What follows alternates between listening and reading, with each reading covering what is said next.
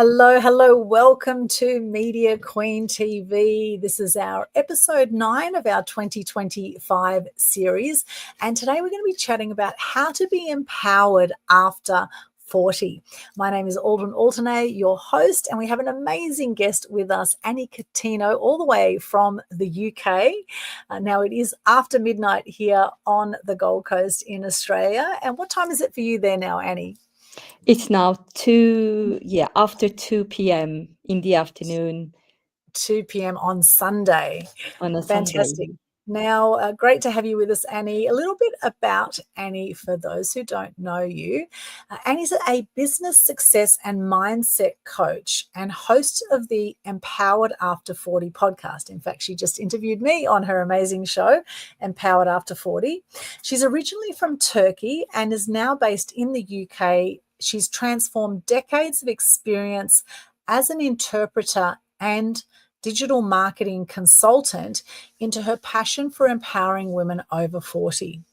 Annie helps women build confidence, independence, and financial freedom, proving that it's never too late to reinvent yourself or create the life and business you deserve. Love this topic. Annie, thank you so much for joining us today. So great to have you here. Thank you very much, Aldin, for having me. It's great to be here. It is fantastic. Now, we met several years ago in Thailand. We met at a David Kavanagh Internet Business Summit in Pattaya, and we did an elephant tour together, which was really, really cool. That was after David's event. We had about 10 of us that had a spare day after the conference and went and hung out with elephants for the day, which was fantastic. And, this is where relationships are really important, to keep building relationships, because recently we caught up again at a Sharon Jerd event. And here we are now. We're both interviewing each other, which is really cool. So, Empowered After 40, why is this topic so important for you, Annie? It is important, Aldin, because I know that some women, when they are around the mature age, which is around 40ish, they think that actually they can't really do anything and it is too late, and they don't have the encouragement, and they don't have that confidence to start something that they want to do or to continue their life.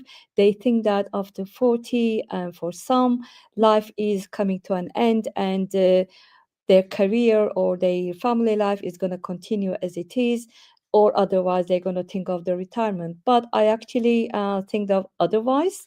In fact, nowadays 40 is actually new 20s, because nowadays most women are starting their life after 40s.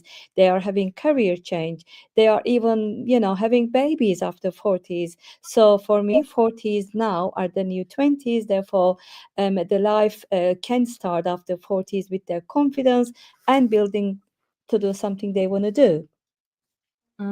Yeah, absolutely. In fact, they say 70 is now the new 40. So things are certainly changing when it comes to aging, because we are living longer. And, 40 really is like 20 now. I mean, it's life is going at a cracking pace. And, for a lot of people, they have had children by the age of 40. And then there's those that haven't, that are having kids in their late 40s. In fact, there was a lady here on the Gold Coast that had a child naturally at age 50 a little while ago. So, it's all absolutely possible. And, there are empty nesters too who are now considering, okay, what are they going to do with their lives after the age of 40? And I think it's important to follow your dreams and do what you want to do earlier on in life, rather than waiting till retirement like we used to once upon a time. It'd be like, oh, wait till we get to 65, then we'll travel the world. And by then often people have a lot of sicknesses, or they're not that healthy to be able to travel the world at that age. So you really want to be thinking of these things earlier. Now, your background is very interesting here, that you're an interpreter and a digital marketing consultant as well. So you've had quite an interesting background there. Now, what was it that took you from Turkey to the UK? So, to begin with, it was a language, because I had a good job in Turkey, but then I was very ambitious. So I decided that coming to UK, learning English would make my career better. And then, I could find a better job. when I returned to Turkey. That was my initial thoughts. Yeah, learning English. But then, when once I was in UK, when I lived in UK for after a few months, I decided that, right, this is the place that I want to settle, and this is the place that I want to spend my rest of my life for. And therefore, this is how it became all relevant for me to staying in UK. I did learn English, obviously, but I did dedicate my time, a lot of my time, to English, because I was single. I didn't have the family then, and I believe that if you don't have a family, it makes it much better for you to learn a foreign language. In fact, anything. Uh, doesn't matter how old you are, but I think the family life, after a while, distracts you. So that's why I did what I needed to do before I got married, and I learned my English. I even learned my Italian because of my background. Although I do come from Turkey, I'm Christian. I do have my mom Armenian, Turkish Armenian, and my dad is Italian, and therefore that's why I am a bit mixed race, if you call me mixed race.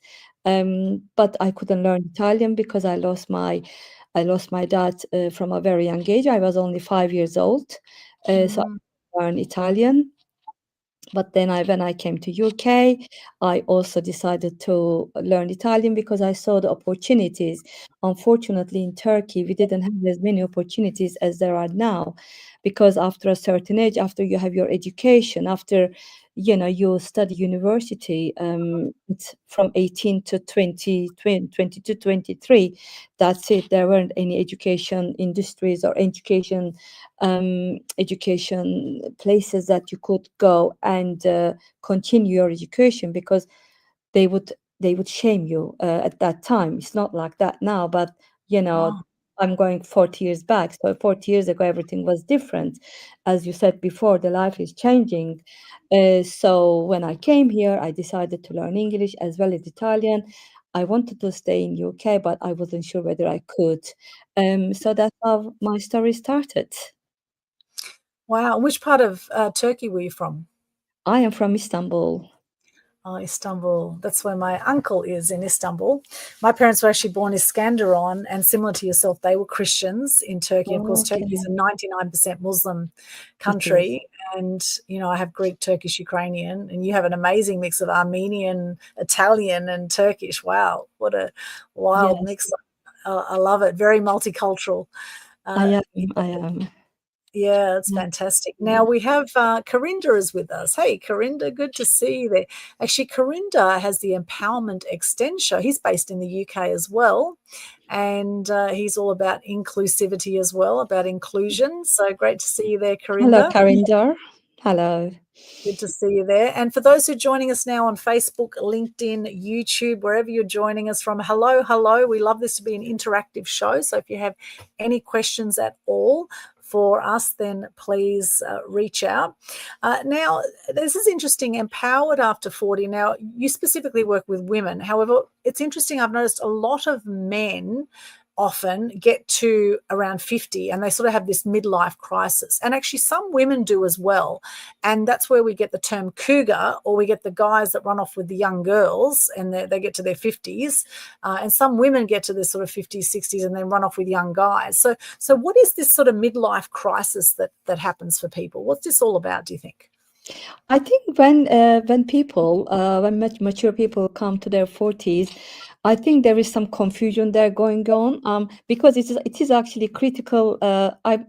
Critical age, because they think that youth is gone, and on the other hand, they feel that they are getting older. So I think that's when the confusion comes, because they don't know what the life is about, and they don't know what they want to do in life.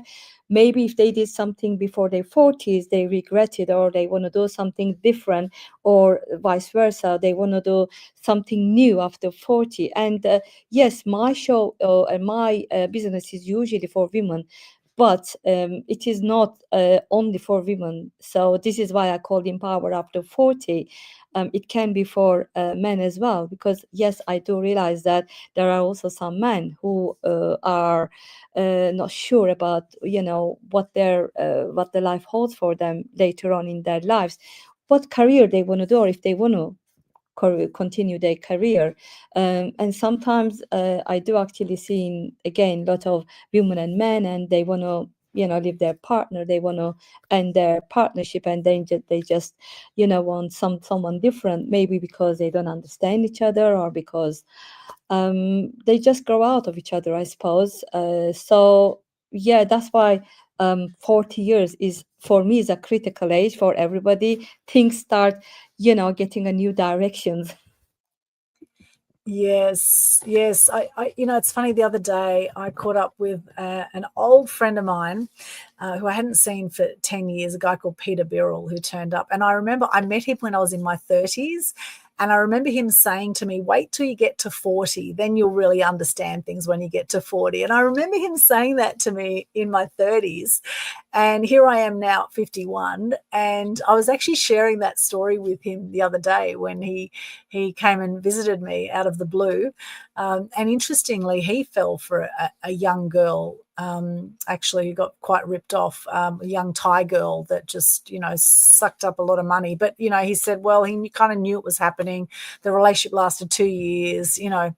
As it often does with these things, you know, that people are looking for love. And, you know, I've heard of women also giving hundreds of thousands of dollars to, you know, to men in love in their 40s or 50s.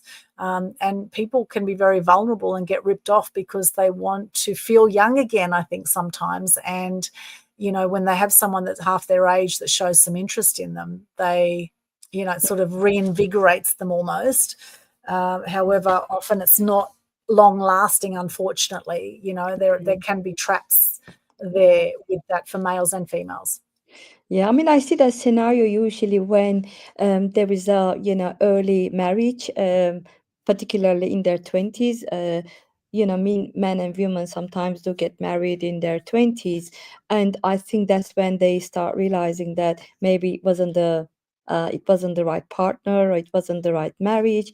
I think that's when the crisis starting to happen. Yes, Yeah. that's right.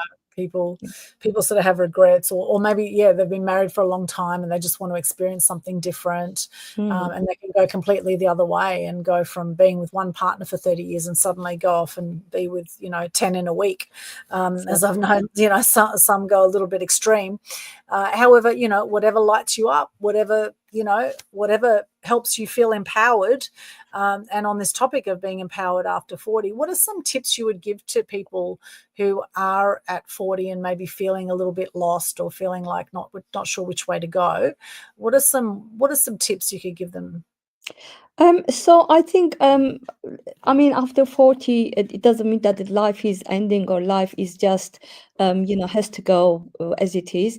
There are lots of things, especially nowadays, the technology is changing, the people are changing, the lifestyle is changing. I think there are lots of things that people can do, whether it's women or men.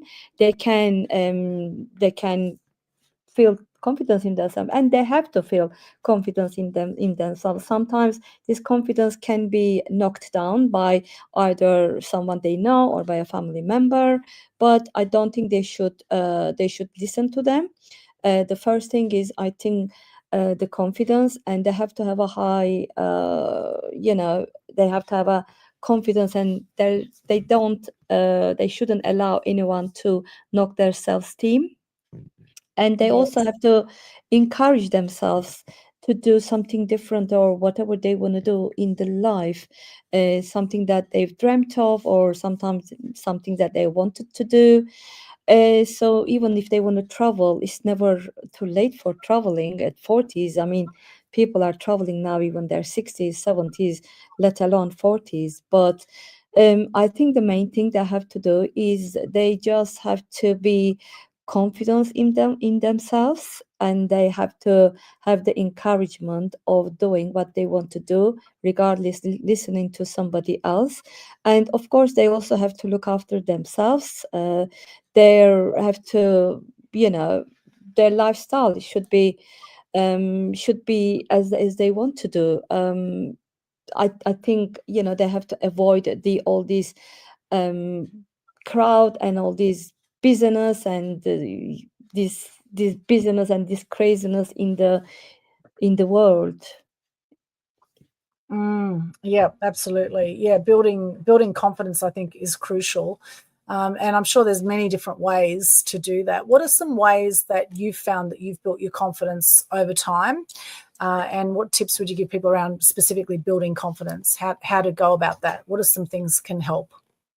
I mean, it took me a long time to build my confidence because I was quite I grew up quite in a restricted family, because they wanted me to be like other girls were. I always had the mind of my own, and I always was a free spirit, but that wasn't allowed in my family home, because like you are, Aldin, coming from the Turkish background, there are some things that allowed and some things that are not allowed. Again, that's changed now. I wish I would live now than that I was born many years ago. But I am 60, and I am just learning to be confident in myself, because my confidence was knocked down for different reasons. But I did have a lot of self-development programs and personal development. I did actually join a lot of programs, and I did have a lot of mentors to guide me, to encourage me, and I'm still going on. It's not the end. I'm still going on. I'm still developing in my self-confidence and in my personal development. So I think that's the most important thing is, if somebody is not confident, don't let anyone knocking the confidence down, because everybody is individual and everybody's got experience and everybody's got something to give to society or to somebody else. But self-development and personal growth is very important. Yeah, absolutely. And I just did a quick search, and it's interesting when you Google things nowadays how AI is at the top of the list. AI's answer, you have the bot's answer comes above everything else. And this is what the bot says about how to build confidence.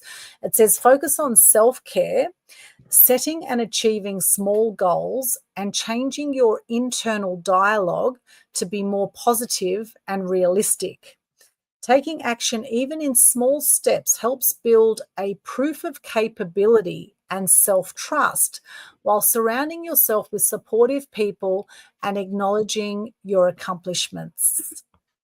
That's actually very true, because when you are with the people who are supportive in your around you, you build more confidence and you get better in yourself. Whereas some people are trying to put you down because they can't do it, and they don't think that you can.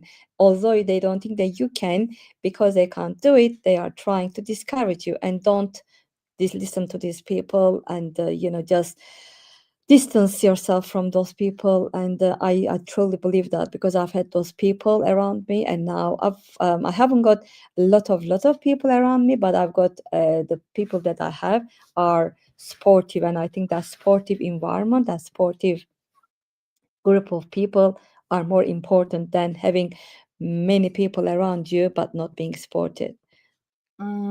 Absolutely. Yes, your environment is absolutely crucial. As they say, who are the 5 people you hang out with most? They're the people you're going to be most liked, right? Exactly. And AI elaborates a little bit on this, and it says, with one section about focusing on your internal dialogue and your self-perception, it says use positive affirmations, challenge your negative thoughts, keep a gratitude or achievements list. We talked about this on your show, actually, about gratitude and about acknowledging your achievements. It also says accept compliments. And this is something Mhm. often people are challenged with accepting compliments. If someone says something nice, do you sort of brush it off, or do you say, "Oh, thank you very much. That's lovely. Thank you." Uh, Yeah. so there's some great things there. Then it goes on to talk about taking action and building skills. So setting achievable goals, developing skills, learning new skills, step outside your comfort zone and follow through. So consistently doing what you say you do will build your self-trust, and that is the foundation of confidence, is your self-trust. And then the last section here, it says practice self-care and build the supportive environment. We mentioned the supportive environment. Prioritize your physical health. So exercise, eat well, get enough sleep, take care of your body. That improves your overall self-perception. Surround yourself with positive people. We just talked about that. Be kind to yourself and learn to say no. They're absolute gold. Yeah, I Yeah. mean, they are gold, Aldin, but unfortunately, including me, some of us can't do that, or not all of it, because we always say, to ourselves, we always tell ourselves, yes, we have to do that, we must do that, we must do that, we must keep goals, we must look after ourselves. Then at the end of the day, something comes up, and there is always an obstruction. Sometimes we can't achieve everything that we say that we're gonna do, or we want to do. So yes, Yes. some of them is very true, but some of them are based on the self-discipline, which is very important. But life comes in the way. Let's be honest. That's Mm. life, and when the life comes in the way, sometimes you can't help, achieving all these goals or doing what you're gonna do. Yes, we are human beings and we have our flaws and we don't always honor our word. And, Mm. I think it's a great thing to aim to honor our word, to be in integrity all the time.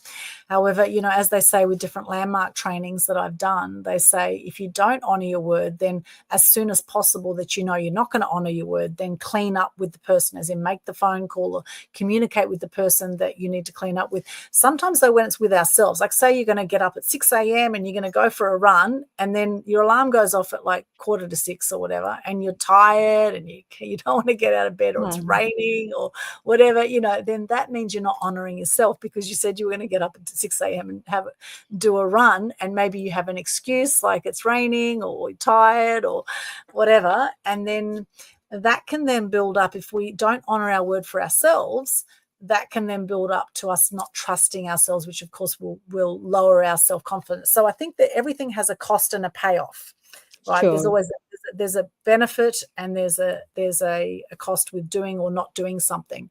And yeah, it is challenging for people, and I guess that's And why being empowered after 40 is such a challenging thing for people, because a lot of people sort of beat themselves up over their shortcomings. And you know what? What I find recently, that sometimes accountability makes a lot of difference. So, someone you can trust and someone you are close to, or someone is supportive of you, must be your accountability partner, let's say, because if you don't do what you promise yourself to do, and when you don't honor yourself, you can always tell this person, look, hold me accountable, and you have to encourage me. And you know what? I see a lot of benefit of that, because I have a friend, I mean, she's my very old friend anyway. She's been my one of my oldest friends. When I was trying to lose weight, she was encouraging me. So she was phoning me every day. What have you done today? What have you done today? Have you done this, and have you done that? So because of that, I managed to lose, quite a few pounds. That was then. Then of course, now it's not as efficient as it is, for different reasons. But I think this friend, who was my accountability partner, because she was also trying to lose weight at the same time, we were just encouraging each other, and because of each other, we managed to try a few pounds. So I think accountability makes a lot of difference. Yes, absolutely. And again, that's having a great environment of people that are going to lift you up and encourage you on the way, and really Mhm. noticing, the kinds of people that you have in your life, and are they lifting you up or are they bringing you down? As they say, generally with people that come into our life, we're either really happy to see them arrive or we're really happy to see them go. So, which one is it with the people that Yeah. come into your life? They say that some people come into your life for a different reason, but then there's also time for them to leave. So there is always a reason for some people, come into your life and then they have to go when it's time, because they teach you something. I think there is a lesson in Yes. every person that you can learn. People just don't come into our lives for just like that. I don't believe that. I believe everyone comes into your life for a reason. Some people do stay because you need them or they need you, or some people teach you something and then they go. Yes, and then it's time for the next chapter. The next chapter in the book. Exactly. That's right. Exactly. People come in for a reason, a season, or a lifetime, they say. Yeah, And exactly. and it's all perfect. It's all, it's interesting. Out of the, 8 billion people on the planet, and we might meet 100,000 in our whole life, for example. That's interesting. The number of people we meet, or it might even be 10,000. I don't know. I mean, it's not much, right? Compared to how many people are actually on the planet, is that people would actually meet face to face. We might meet a lot more now online with the online world. Well, you don't really actually meet them as such, but we stalk a lot of people online. Let's face it, we follow a lot of people and we check a lot of people out. Or is that just me?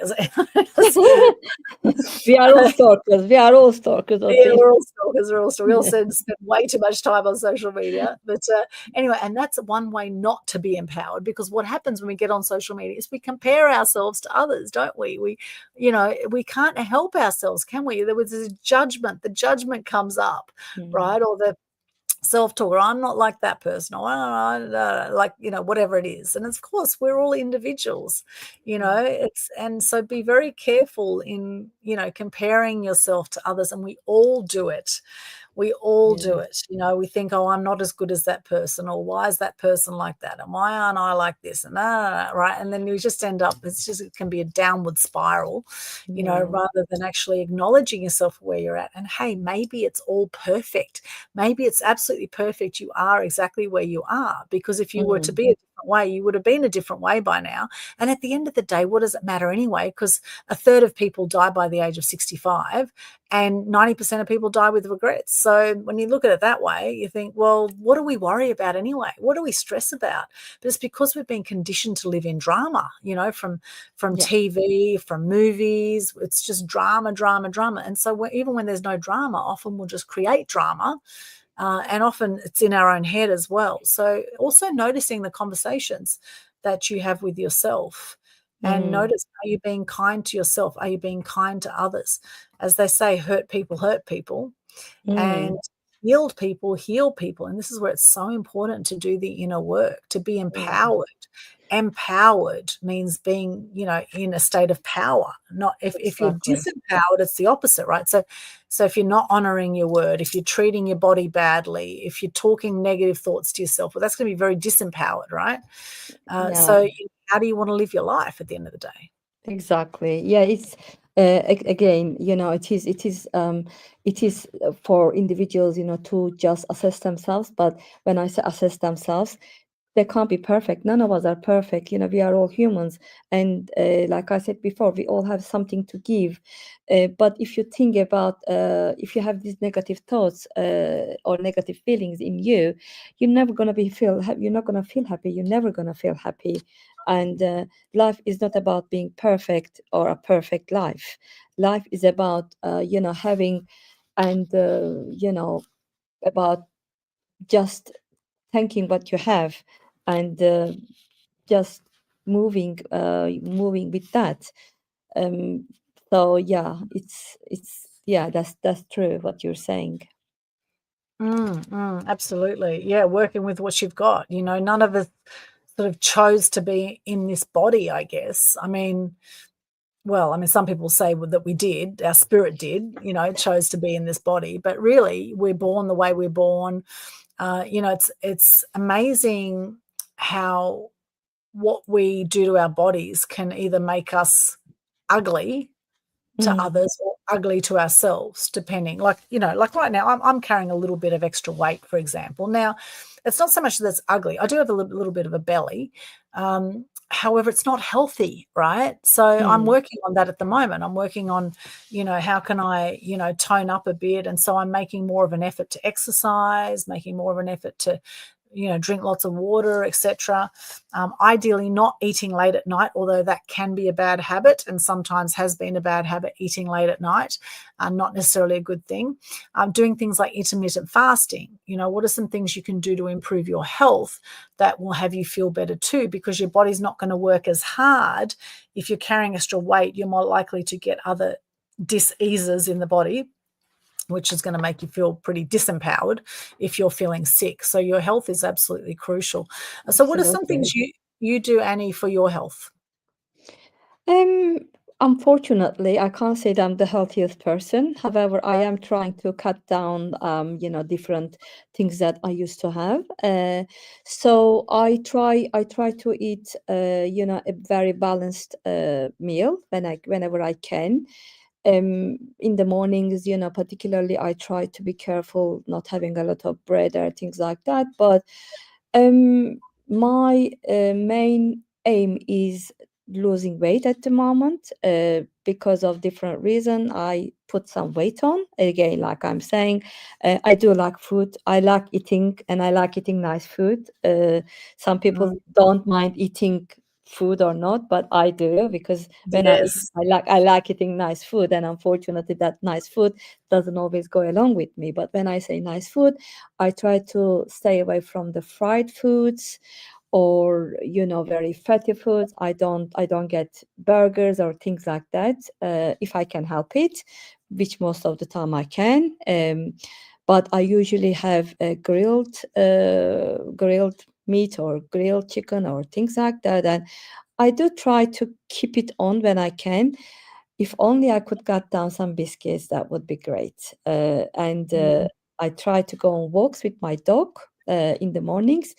Unfortunately, living in UK doesn't always help, because we have a very strange winter and cold winter, which is starting, I suppose. It is starting to rain now, and it's starting getting cold. And going out for walks in the morning is not my ideal time of the day.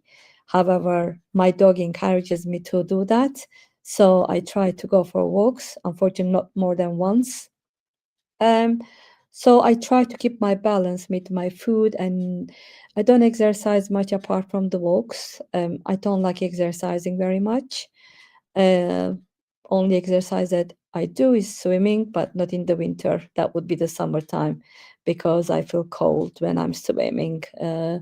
But I try to eat a healthy, balanced diet when I can. Vegetables, grilled meat, fruit whenever I can. So yeah, I try to keep it at pace. Yes, I feel you there, and that sounds great. And having Turkish background, yes, we love our food, and the Turks make amazing food. I love the Mediterranean diet. Oh my gosh, actually, it's one of the healthiest diets, the Mediterranean diet. Things like tabbouleh and hummus, and there's some really yummy foods out of the Mediterranean. Not always, no, because unfortunately, when you go to Turkey, you find a lot of pastries, and you find lots of, you Ah, know, baklava. um, dessert and Yeah, baklava, and yes, Turkish lots of, delight. which none of us need, because No, it's just full of sugar and full of that's true. That's fattening true. pastry. We don't really need it, but the way that they make it, it is tasty, so you can't really resist it. So it's It's so not yummy. about, hummus or tabbouleh. There are other things that, Yeah, they do, like kebab, for instance. yes, And when it comes to this kind of food, you can't eat it without bread. There is also some Turkish dishes which also you can't eat without bread, because that's true. it just doesn't taste without bread. So it's not as simple, unfortunately. And that is one of the things that every time I go to Turkey, when I'm trying to lose weight here, I go there and then I take a couple of more pounds and then come back and then start all over again. Yes, yes, I feel yes, they do have some amazing desserts. Oh my gosh. Yeah. Yes, and they do love their bread. Yes, which of course is going to put the weight on. Now, I was quite shocked more recently with vegetable oils. I actually thought with the name like vegetable oil, you would think it was healthy, right? Mm, Vegetable oil, corn oil, soy oil, and sunflower oil, you would think is healthy by the name. However, these oils are very high in omega-6 fatty acids, which leads to inflammation and contributes to diseases like cardiovascular disease, arthritis, and inflammatory bowel disease. So they're actually really, really, really bad for you, vegetable oils. And vegetable oils are in just about everything. In mm, fact, on Total Truth Show with Ken Kleinberg, we did a few episodes about vegetable oils and seed oils. And it's I would say a lot of people have this inflammation from vegetable oils. Um, it's pretty bad news. You might want to do a bit of research into that. Also, the contaminants with vegetable oils is because of the processing, the poor storage, and the agricultural practices. This can lead to contamination with heavy metals, pesticides, and other toxic compounds in the oil as well. mm.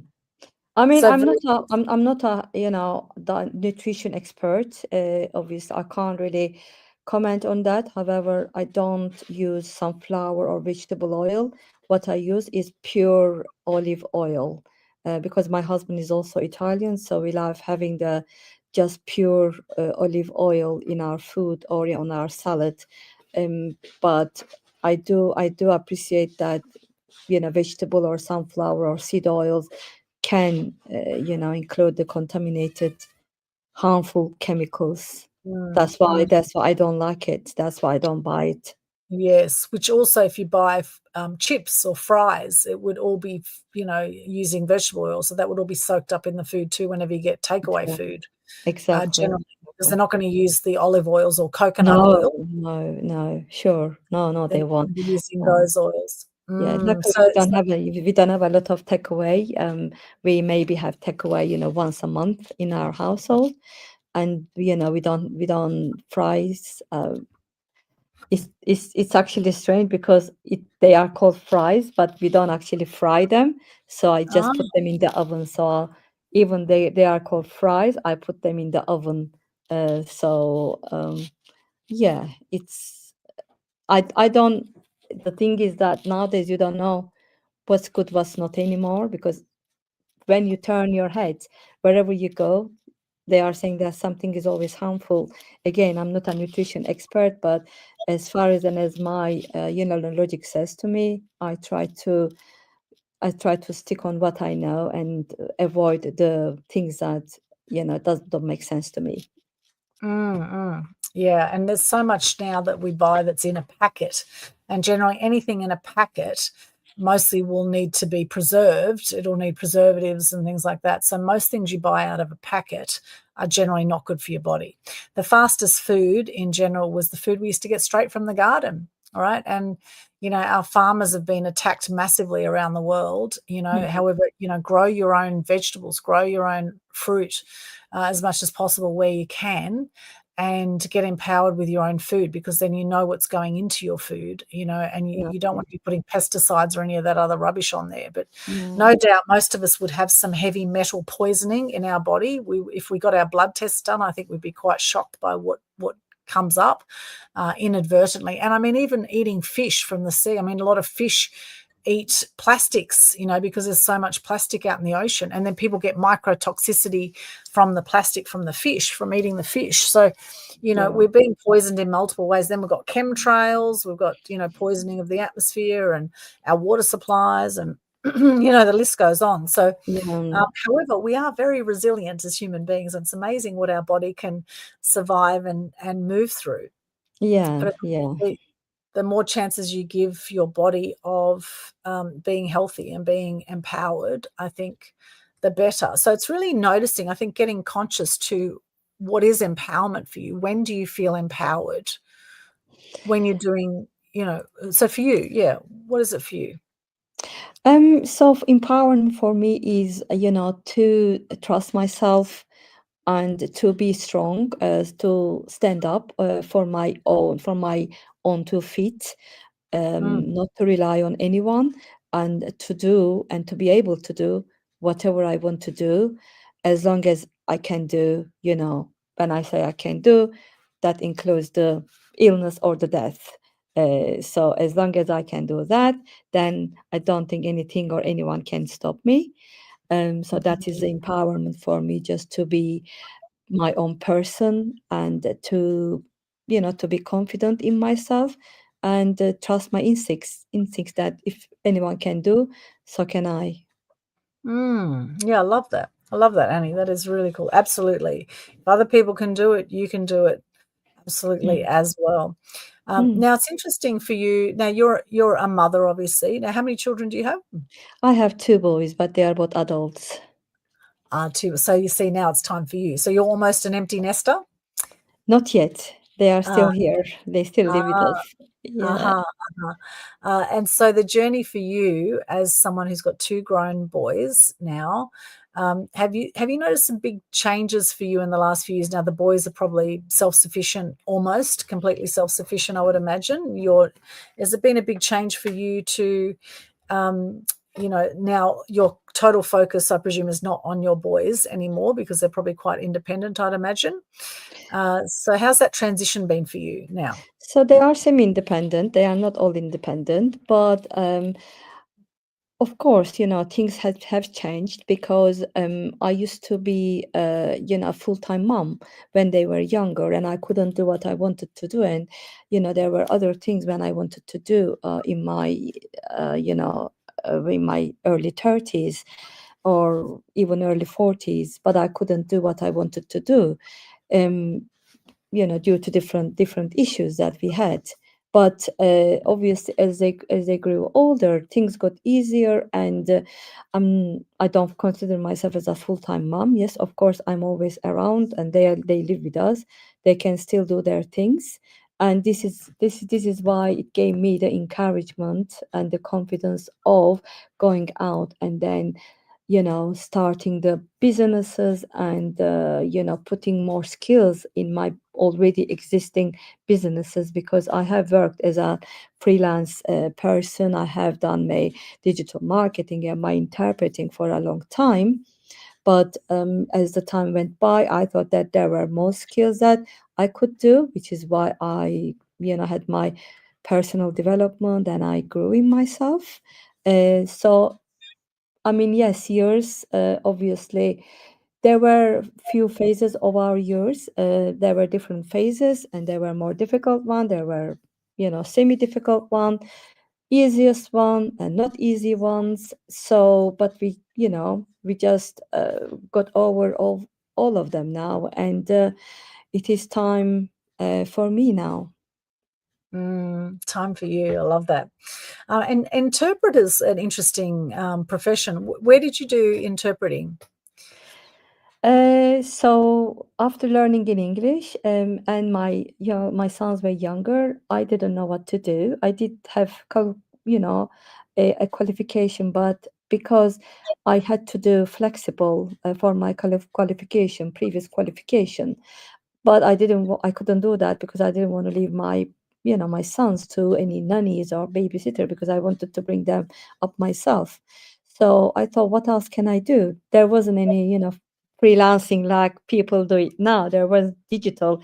There weren't any mobile Mm, phones like they are now. mm, So I mm, thought to myself, what could I do? So then I did some research, and I found that actually interpreting can work on the freelance basis, because you can choose your own hours, and you can be your own boss. And that's what I did. So I did get my interpreting qualification. That was a three months course. So I am a qualified interpreter now for 26 years. And mm. I speak Turkish and I speak Italian. And then with these languages, I do interpret in English. So I interpret it in health institutions. We call it NHS, which is a National Health Service. I interpret in education settings, in police departments, in courts, in immigration, local government, which is the council. So wherever they call me, I'm there. But I used to do face-to-face a lot. After the COVID, it just got back to online, and now most of my interpreting services are online. Ah, amazing. And the digital marketing, what do you do for people there? So in digital marketing, I offer website, social media services, the chatbots, SEO. I'm trying to think now. I do offer a few things, but at website, social media, and the chatbot are the main things that I offer. But then I can also do video creation as well. That's why I actually joined the David Kavanagh's course, because my idea was for creating videos in the first place, animation, explanatory videos. So that's another thing that I do. And on the top of that, I can do other things with the digital marketing. So there are quite a lot of things that I can do with that. Amazing. And I love your podcast, your new podcast. So I was your episode 3, and no doubt you'd be looking for more people to interview. How can people find out about your show, Empowered After 40, and how can they come on as a guest? So they can actually come to my Facebook, which is Connect with Ani at facebook.com/Ani G Catino. So I don't know if they can see the link, but if you just go on the Facebook, and if you can type my name, Ani Catino, you will find me. And I'm also on LinkedIn and YouTube as well. Yay. Awesome. Okay, so reach out to Annie if you would like some digital marketing done or some interpreting, or if you want to be on her show as well, Empowered After 40. I think it's so important. I think there's so many people have such low self-esteem, and this is where we see people hurting people, because people feel so crap about themselves that they go through living a miserable life. And who wants to live a miserable life? And I mean, I know I've had depression. I've been very miserable at different times in my life. And there's always times when we're going to feel like crap. But the trick is, you don't want to stay there too long. If you're feeling like crap for a bit, okay, take some rest, do what you need to do to get yourself back on your feet again and get back up, right? Because you don't want to be miserable for too long. It's a horrible way to live. Yeah. I mean, life, unfortunately, like you said, we're never gonna have the best life, or we're never gonna have a happy life. Not every day anyway. The life is not gonna be lovey-dovey every day. There is gonna be some problems, some issues, troubles in life that is gonna,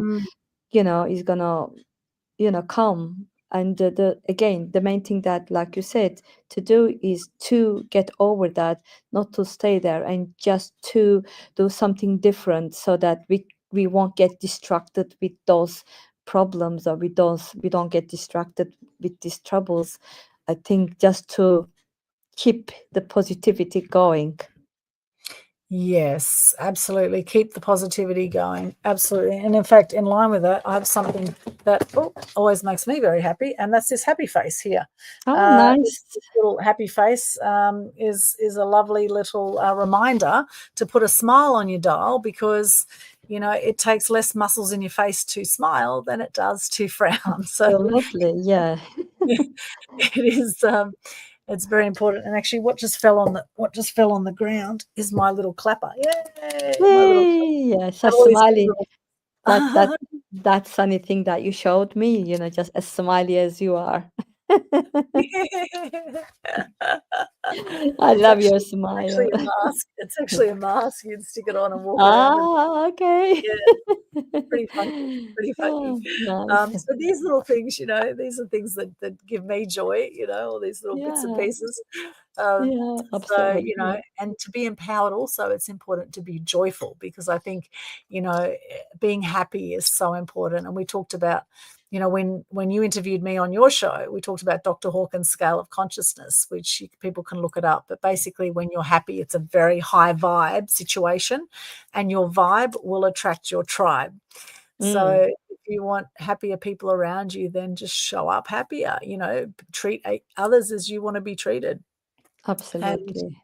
and also, be aware of those that are going to, zap your energy as well, or they're going to do their best to take your energy as well. Not everyone has the same intentions out there. Mm, And while most people are great, there are those that are quite nasty out there too, or have very nasty behaviors. So we do need to also shield ourselves and protect our mm. energy from those who try to zap our energy as well. Absolutely, absolutely. I completely agree with that. Yeah. And there are some, on the way around, there is also some people who are going through the difficulties and troubles as well. Mm, And not necessarily they want to, be miserable, but life mm, is just, or the circumstances are making them miserable. And yes. it is actually very important to also encourage them as well and to be supportive Mm, on them as well. that's true, true. Some people are just going through a hard time. And we Mm, don't know what people are going through. So also having that compassion is important too. Yeah, absolutely. definitely. Kindness to all living Yeah, beings. Kindness to all living exactly. beings is so Yeah, important. there is no price for kindness, so it's free. Or a Yes, smile. yes, absolutely. So Annie, you've done a bit of traveling in your time. I know you have because I've seen you on several overseas trips. So what's the future hold for you? Oh gosh.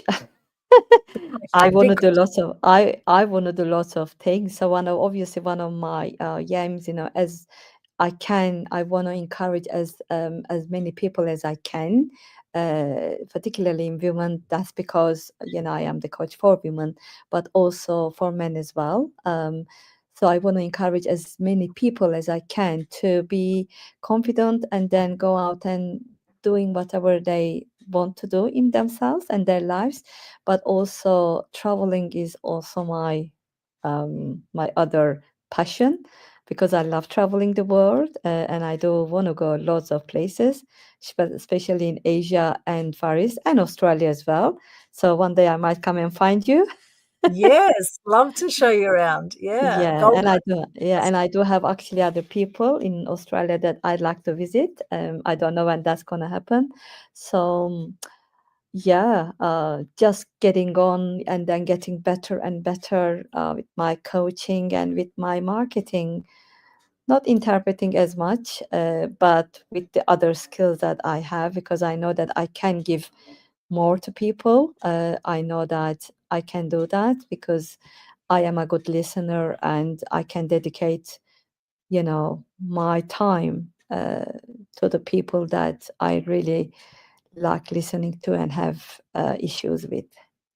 Mm, mm.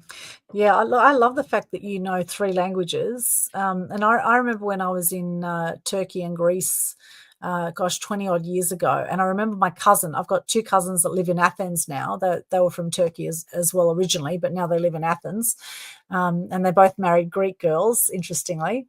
Um, and my cousins, I remember one of them saying, "What, you only speak English?" He said to me, and over there they speak at least 3 languages. It's Turkish, Greek, and English. It's Mm, like, well, we haven't really needed anything other than English because everyone can speak English. But I think it's fantastic to know other languages, and it's interesting yeah. because I can understand Turkish, and sometimes when I'm out and about and I hear people speak Turkish, and I'm sure they're thinking to themselves that I don't understand what they're saying. And so sometimes I can't help but eavesdrop a little bit and see if they're going to be talking about me, which they generally never talk about me. But, you kind of always wonder when people speak other languages if Yeah, they're going to actually, be I speak four languages with Armenian. I oh, also speak Armenian oh, as well. So yeah, wow. I do speak four languages, but it is good to know as many languages as you can because, like you said, you never know who is talking about you and what they are talking about you. No, exactly. And it's a great way to build community with different cultures as well. Absolutely, yeah, So definitely. 4 languages, that's extraordinary. Well, that's definitely empowered after 40, knowing Mm, 4 languages. That's amazing, Annie. And I love your sense of adventure as well. Like when we did the Thailand elephant trip. You know, that was literally, we'd finished the David Kavanagh's event, and we had, you know, I stayed a few extra days, and a few other people stayed a few extra days, and I just put a call out. I said, who wants to come to the Pattaya Elephant Sanctuary? And you said yes. You jumped in there, you came along, and, you know, there we were supporting an amazing cause, which was I saving love these elephants. Yeah, poor I love elephants. And just like you know, I can't look at, you know, them being abused or mistreated. On, you know, some people get on an elephant and they think that it's something that they did, but they don't know, you know, how much an elephant is suffering on that occasion. So I really do feel sorry, but I love Frankie. Yeah, Yeah. I love Frankie. I would love to come actually to your elephant retreat next year, if you Oh, can. that'd Yeah, be amazing. Yeah, we'll have to keep Mm, you posted on that one. absolutely, Yeah, absolutely. yeah, I think it will be amazing. We're Yeah. doing elephant orangutan retreat in the wings for our 20th Animal Action event next year. And that was a very special day. We had 10 people come and join us from the seminar that jumped on the bus, and we all went along and supported this amazing Pattaya Elephant Sanctuary. It was really, really Um, wonderful. So, beautiful. Yeah. so you know, it was quite an experience, wasn't it, Annie? Yeah, Yeah. an experience that I'll never forget. It's actually quite amazing. You don't know until you touch an elephant. You don't know until, you know, you get there. You think that elephants are scary animals. They are not. They are so loving, you know, so cuddly, and so, I don't know, so human. I love them. Yeah, They are. They're highly intelligent, actually, and very. they're very much family animals. And the way that they've been treated by a lot of people is absolutely disgusting. They are. Yeah, it Particularly, is. you know, in India and Asia, some areas around there, they've really not been treated well by a lot of people. However, thankfully, there are good people who have done a lot to help rescue these elephants as well, which is wonderful. So, you know, all we can do is do our best with ecotourism. Do not ride elephants, my friends. If you're going to Mm, Thailand, or if you look up absolutely. how riding elephants is bad for them, it actually breaks their backs. It's very, very bad for them.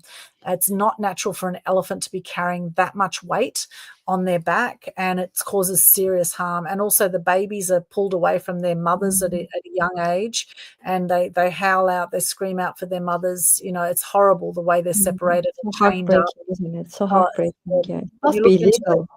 It must be illegal, actually, you know, well, it running should this be kind of illegal, but, places. you know, Yeah, cockfighting is illegal too, but they all do it, and, you know, yeah, yeah, it happens right you know, through the world, and of course, the police are in on it, and, you know, there's a lot of corruption with all of that, unfortunately. yeah. Uh, However, we can only do what we can do and help raise awareness, which is what we're doing, and that's part of, you know, get informed, get empowered. We're talking about Exactly. empowered after 40. Get informed on these things, because if you don't know, you don't know. And how I found out about it, I was actually on a Pat Mesiti event in Thailand many years ago. And Yeah, Pat and his crew, they said, oh, we're going to take you out on a day together. And I'm sure they had no idea about the elephants, but it was this day where we went out and rode elephants. And I remember getting on the back of an elephant, and this poor elephant was struggling to walk. And I thought, gosh, this just doesn't feel right. Like, I just felt so mm, sorry for this elephant, and I just wanted to get off. You know, I just didn't feel comfortable. And then I started to look into what happens with when you ride elephants, and sure enough, I saw some shocking footage on YouTube and online about what happens with elephants when you ride them. And so there's a lot of ecotourism places now where you can go and visit the elephants. You don't have to ride them. You just walk with them. You bathe them. You know, exactly. you can, if you want to bathe them, but, you know, obviously be careful that you know, they don't land on you or anything like that. You've got to be obviously be mindful. Yeah, You know, because that can be dangerous too. So, you know, yeah, just treat the animals with respect. Um, absolutely. Yeah, but yeah, you know, it's you just do your little bit, right? Do your little bit. And absolutely. that's what being empowered after 40 is all about. So, final Yes. thoughts on this. We are about to wrap up now, Annie. Any final Mm. thoughts on how to be empowered after 40? I mean, yeah, just like you know, I was saying previously, just be confident in yourself, do some personal development if you need to, take care of yourself. Don't get distracted with what other people say. Distance yourself from the negative people, or from the poisonous people, I should say, and just be around the sportive people and the, like-minded people, and just start doing or keep doing whatever you want to do. You won't regret it. You'll be happy. Beautiful. Love that, Annie. Thank you so much. And is there a favorite quote or motto that you would like to share with us today for some final inspiration? Yes, actually, I do. So my quote would be, your experience is your superpower. Every lesson, every challenge, every comeback has prepared you for this moment. Love that. Love that. Thank you, Annie. That is amazing. And of course, people can connect with you. You mentioned on Facebook, LinkedIn, and YouTube. There we have there, facebook.com/Annie G Catino. So ANI-G and Catino, CATINO, for those on the audio. Over there, connect with Annie if you would like to get some digital marketing done, or if you would like to be on her show, Empowered After 40, as well. Have a chat with her about that. Reach out to her.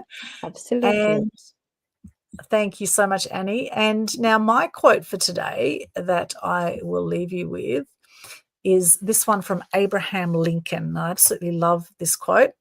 In the end, it's not the years in your life that count. It's the life in your years. Beautiful. Yeah. What a beautiful thing. The Beautiful life in your quote. years. So Yeah, how can you add more fantastic. life to your years, right? Mm. And for those who want to connect with me, you can get all my links on linktree/Aldwyn. That's linktr.ee/Aldwyn. We do have the Gold Coast book launches of Fear to Freedom, my brand new book with Leanne Clune. We have 13 authors from across Australia here in this book. I'm very excited about this. So that's going to be at the Avery Rooftop Bar in Southport, November 2 and November 5. We're doing 2 launches.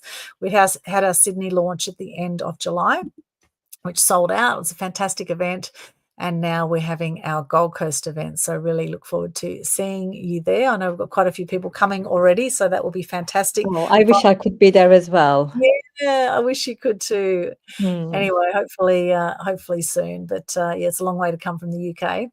So you'll find that there in the linktree/Aldwyn. Also there, you will see our Fear to Freedom Facebook group. We are actually doing a series 2. This is series 1. So if you want to be in our next book and share your story of how you've transformed fear to freedom, how you've moved from challenge to overcoming challenge and having, great insights from that. It's a very inspiring story. So if you want to be in our next book, then reach out through there as well. Also, we have the Global Good News Challenge every month. That's absolutely free. It's free marketing for you. A great way to lift your energy by getting into gratitude. So the links for the Global Good News Challenge Facebook page are in there. My YouTube channel, subscribe there. You'll see lots of other videos. In fact, we have over 1,600 videos now on the YouTube channel. So love for you to connect there and check out some of our other inspiring content on there, and lots of other goodies. So check out all the links there. Thank you so much for joining us here on Media Queen TV today. It's been an absolute pleasure being with you. Annie, thank you so much for being our guest. Any final words from you? Well, thank you. First of all, thank you very much for having me, Aldwyn. And it was lovely speaking to you again. And my final thoughts are, just be happy and just be yourselves. Yeah, beautiful. Love that. It is a wrap, and we all get the clap now. Yay! Thank you so much. Sending you much love. We'll see you next time on Media Queen TV. Thank you, Annie. Bye. Thank you, Aldwyn. Bye.